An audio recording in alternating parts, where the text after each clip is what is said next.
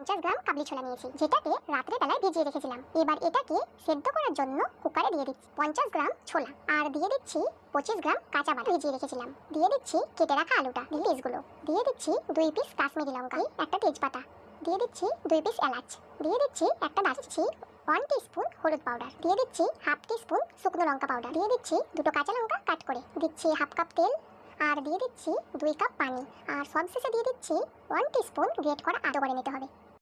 এবার এতে দিয়ে দিচ্ছি 1 টিস্পুন কড়াই চাপিয়েছি, তাতে দিয়ে দিচ্ছি হাফ কাপ তেল। তেলটা গরম হয়ে গেলে দিয়ে দিচ্ছি 1 টিস্পুন গোটা জিরা, দিচ্ছি একটা বড় সাইজের পেঁয়াজ কাটা, পেঁয়াজটাকে 1 টিস্পুন গ্রেট করা আদা, 1 টিস্পুন চপ করে রাখা, দিয়ে দিচ্ছি একটা এলাচকে ফাটিয়ে, দিয়ে দিচ্ছি হাফ টিস্পুন কাশ্মীরি লাল লঙ্কা, টিস্পুন গরম মশলা। 1 মিনিট বেরিয়ে গেলে সেদ্ধ করে রাখা ছোলাগুলো দিয়ে দেবো, সঙ্গে অল্প পরিমাণে পানিও দিয়ে দেবো। 2 মিনিট জিরে ধনে পাউডার দিয়ে দেবো, দিয়ে দেবো চিনি স্বাদের জন্য, চপ করে রাখা ধনে পাতার ডাঁটিগুলো, আর ওপর থেকে কিছু ধনে পাতা ছড়িয়ে দেবো।